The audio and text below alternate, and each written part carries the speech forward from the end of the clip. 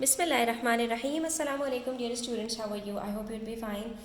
Export quality new Oxford modern English book 7 के अंदर हमारे पास चैप्टर नंबर 10 है, जिसमें हम रीडिंग एक्सप्लेनेशन वगैरह कर चुके हैं और आज हम करेंगे इसकी एक्सरसाइज बी, जिसमें आपके लिए सीखने को बहुत कुछ है स्टूडेंट्स। तो वीडियो एंड तक देखिएगा और वीडियो अच्छी लगे तो लाइक कीजिएगा, अपने फ्रेंड्स के साथ शेयर करना ना भूलिएगा। स्टार्ट करते हैं और देखते हैं इसमें हमारे पास जो दो पार्ट्स हैं, क्वेश्चन नंबर 1 और क्वेश्चन नंबर 2, उसमें इन्होंने हमसे क्या कहा है। बेसिकली तो हमें सेंटेंसेस बनाने हैं, लेकिन ये थोड़ा सा डिफरेंट नौयत का क्वेश्चन है। तो let's start. What is the difference between the words in each pair? तो अब अगर आप गौर से देखेंगे, यहाँ पर आपको 6 वर्ड्स के पेयर दिए गए हैं, यानी टोटल ये 12 वर्ड्स हैं, लेकिन इन पेयर्स अगर हम बात करें तो ये 6 पेयर्स बनते हैं। और असल में आपसे कह रहे हैं कि हर पेयर में आपस में क्या डिफरेंस है। तो आप थोड़ा सा अगर गौर करें स्टूडेंट्स, तो ये होमोफोन्स की तरह से है, क्योंकि इसमें स्लाइट डिफरेंस है इन स्पेलिंग्स और प्रोनाउंसिएशंस के अंदर भी बहुत ही माइनर सा डिफरेंस है। ठीक है, तो मोर और लेस ये वर्ड्स होमोफोन्स हैं और इसके अंदर जो डिफरेंस आएगा वो आएगा मीनिंग्स का, यानी दोनों वर्ड्स के जो मीनिंग्स हैं वो ऑल टुगेदर डिफरेंट होंगे, ऑल्दो इनकी स्पेलिंग्स भी माइनर सी डिफरेंट है। Use the words in sentences of your own. और जब आप इन वर्ड्स को अपने सेंटेंसेस में यूज़ करेंगे तो आपको इसका जो मीनिंग है और जो इसका इस्तेमाल है वो खुद समझ में आ जाएगा कि दोनों के दरमियान में क्या डिफरेंस है। पहले हम इनको ज़रा डिस्कस कर लेते हैं वर्ड्स को और फिर हम इनके सेंटेंसेस बना लेंगे।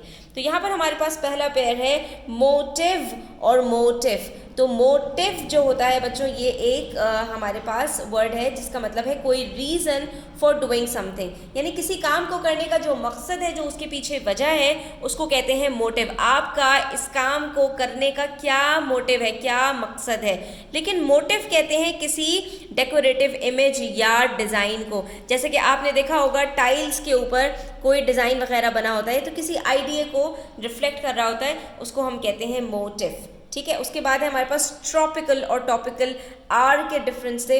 तो ट्रॉपिकल कहते हैं very hot and humid climate को, ठीक है, जो बहुत ही ज़्यादा गर्म तरीन इलाके होते हैं। लेकिन टॉपिकल टॉपिक से है, यानी किसी भी उन्वान से मुताल्लिक, यानी कि जो आपके पास आजकल करंट अफेयर्स हैं, जो लेटेस्ट न्यूज़ है, जो पॉपुलर है, मॉडर्न है, उसको हम कहते हैं टॉपिकल। यानी आजकल किस चीज़ के बारे में ज़्यादा बात की जा रही है, हर तरफ कौन सी करंट अफेयर्स चल रही हैं, कौन सी हॉट न्यूज़ है। Expensive with the difference of e and a. तो ये वाला एक्सपेंसिव तो आप सब जानते हैं, कॉस्टली चीज़ों के लिए जो हाई प्राइस्ड होती हैं, जिनकी कीमत ज़्यादा होती है, महंगी तरीन। लेकिन ये वाला जो एक्सपेंसिव है बच्चों, वो है एक्सपेंड से एक्सपेंसिव या एक्सपेंशन। ठीक है, यानी किसी चीज़ को वसअत देना, किसी चीज़ को बढ़ा देना, फैला देना, उसको कहा जाता है एक्सपेंसिव। ठीक है, तो क्या कहते हैं, जिसके अंदर बहुत वाइड रेंज हो, बहुत ब्रॉडर हो, बहुत फैला हुआ, कुशादा, वसअत वाला हो। नेक्स्ट वी हैव बॉबल्स और बबल्स। तो ए यू है यहाँ पर और यहाँ पर यू बी है। ठीक है, थोड़ा सा डिफरेंस है। तो बॉबल्स एक तरह के ऑर्नामेंट्स को कहा जाता है स्टूडेंट्स, यानी कि वो जेवरात जो ख़वातीन पहनती हैं, और बबल्स आप जानते हैं पानी के बुलबुले को कहा जाता है। नेक्स्ट वी हैव स्पेशियस और स्पीशियस। दोनों में सिर्फ इतना डिफरेंस है ए और ई का, बाकी लिखने में स्पेलिंग्स उनकी ऑलमोस्ट सेम है। तो स्पेशियस स्पेस से है, यानी कुशादा और जो बहुत रूमी हो, जिसमें बहुत जगह हो। और स्पीशियस कहते हैं मिसलीडिंग, यानी डिल्यूटिव, जो आपको धोखा देने वाली चीज़ हो, जिसमें सच्चाई ना हो, झूठ में मिलावट हुई भी हो, उसको कहते हैं स्पीशियस। यानी आप ये समझ लीजिए कि जिसके अंदर शक और शुबा आ जाए, जो कि सच पर मबनी ना हो। नेक्स्ट वी हैव लेडन और लीडन। लेडन कहते हैं बहुत भारी भरकम, बोझ वाला। ठीक है, और लीडन कहते हैं स्पिरिटलेस, डल, ग्लूमी, यानी कि आप जब बहुत ज़्यादा अंदर से भारी दिल महसूस कर रहे होते हैं, उसको कहते हैं लीडन। ठीक है, अब हम इनके सेंटेंसेस बना लेते हैं।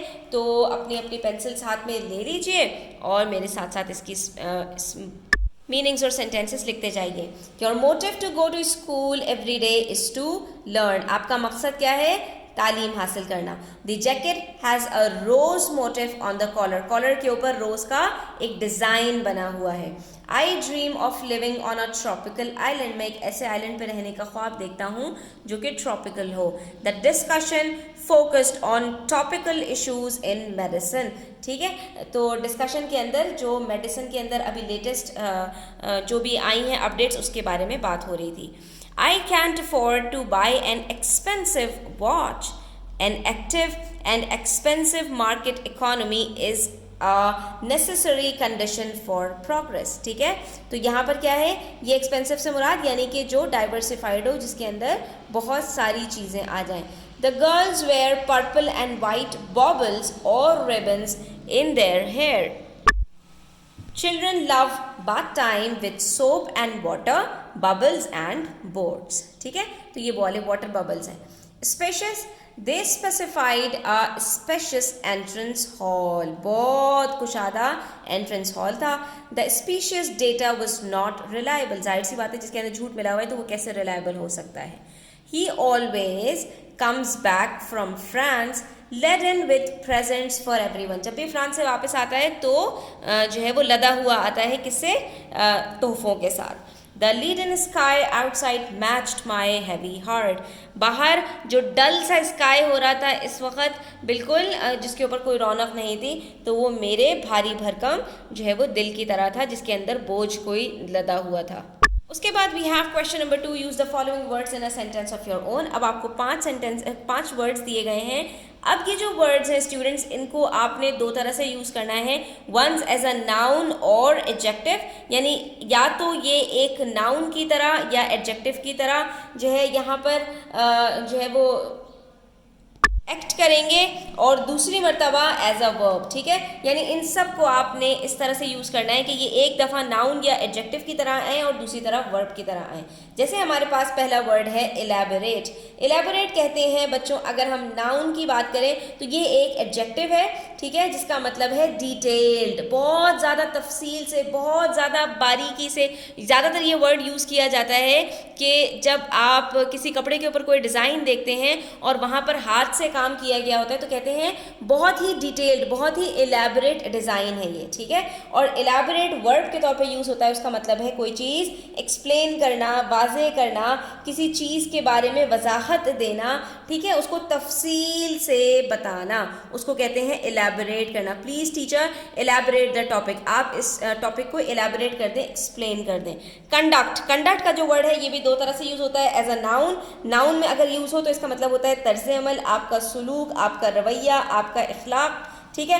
और कंडक्ट का वर्ड जो है वो कहते हैं किसी चीज़ को ऑर्गेनाइज करना, किसी चीज़ का इंतज़ाम करना, किसी चीज़ को मैनेज करना, ये एज अ वर्ब यूज़ भी होता है। उसके बाद स्टोर, स्टोर कहते हैं आप सब जानते हैं दुकान को, ठीक है, मेडिकल स्टोर है, जनरल स्टोर है, जहाँ पर बहुत सारी चीज़ों का ज़ख़ीरा होता है। और स्टोर करना, जैसे कि हम फ्रिज में मीट स्टोर कर लेते हैं या अपने डिफरेंट बॉक्सेस के अंदर अपने डिफरेंट आइटम्स को स्टोर कर लेते हैं, तो वहाँ पर ये एज अ वर्ब यूज होता है। Next we have fragments. तो फ्रेगमेंट्स कहते हैं पार्टिकल्स को, किसी चीज़ के पीसेस को, यानी किसी चीज़ के ज़र्रात को, टुकड़ों को, और किसी चीज़ को तोड़ने को भी, टुकड़े करने को भी हम फ्रेगमेंट कहते हैं। तो ये नाउन और वर्ब दोनों तौर पर यूज़ होता है। इसी तरह से हमारे पास वर्ड है वंडर। तो वंडर का मतलब होता है हैरत, ताज्जुब, किसी चीज़ को देखकर हैरान हो जाना और किसी चीज़ को देखकर ताज्जुब करना।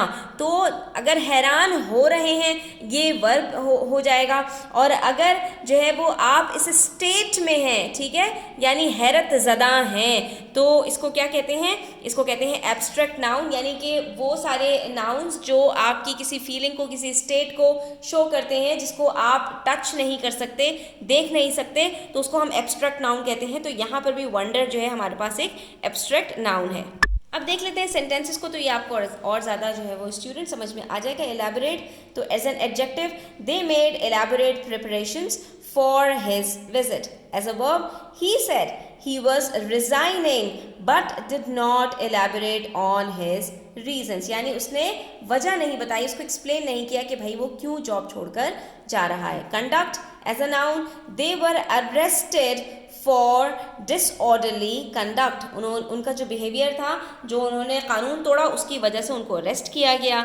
उसके बाद as a verb the police are conducting an investigation into last week's robbery, जो पिछले हफ्ते चोरी हुई थी उसके बारे में एक इन्वेस्टिगेशन ऑर्गेनाइज कर रही है, कंडक्ट कर रही है। कौन? पुलिस। ठीक है। Next we have store. Store का मतलब होता है स्टॉक कर लेना, प्रिजर्व कर लेना किसी चीज़ को। The squirrel has a store of food, जो गिलहरी है उसके पास एक ज़ख़ीरा है खाने पीने का। और as a verb she stores her jewels in a safe. ठीक है, वो अपने जितने भी उसके सारे जेवरात हैं उसको एक सेफ में स्टोर करके रखती है, जमा करके रखती है। Next we have fragments as a noun. A sentence fragment is a sentence that is missing either its subject और its main verb। तो एक सेंटेंस फ्रेगमेंट किसको कहा जाता है? सेंटेंस का एक टुकड़ा जिसमें या तो जो है वो सब्जेक्ट और या वर्ब मिसिंग हो। जाहिर सी बात है, सेंटेंस पूरा होगा तो उसमें दोनों चीज़ें होंगी ना, उसमें टुकड़ा तो नहीं होगा, और टुकड़े का मतलब है कि उसके अंदर पूरा नहीं होगा। और as a verb the opposition has fragmented into a number of small groups. ठीक है, अब ये चीज़ भी आपको यहाँ पर मैं नेक्स्ट वीडियो में इंशाल्लाह एक्सप्लेन करूँगी कि नाउन्स और वर्ब्स को यूज़ करना तो हमने यहाँ पर देख लिया, लेकिन उसको लिखने में हम किस तरह से यूज़ करते हैं, क्योंकि वर्ब्स के अंदर हमारे पास फॉर्म्स होती हैं और नाउन्स में हमारे पास कोई फॉर्म नहीं होती। नेक्स्ट वी हैव वंडर, जिसका मतलब है admiration. Ask oneself to the child's eyes were filled with wonder during the trip to the circus। ठीक है, वो उसकी आंखें हैरत में डूब गई, वो हैरान रह गया सर्कस के अंदर जो है इस तरह की अजीब व गरीब हरकतें देखकर। और verb I wonder why she is so angry, मैं हैरान हूँ, मुझे ताज्जुब है इस बात पर, या मैं अपने आप से सवाल कर रही हूँ कि वो क्यों बहुत ज़्यादा गुस्से में है। यहाँ पर हमारी आज की वीडियो ख़त्म होती है। आई होप स्टूडेंट्स आपको अच्छी लगी होगी। Please do subscribe to my channel. Take care. अल्लाह हाफिज़।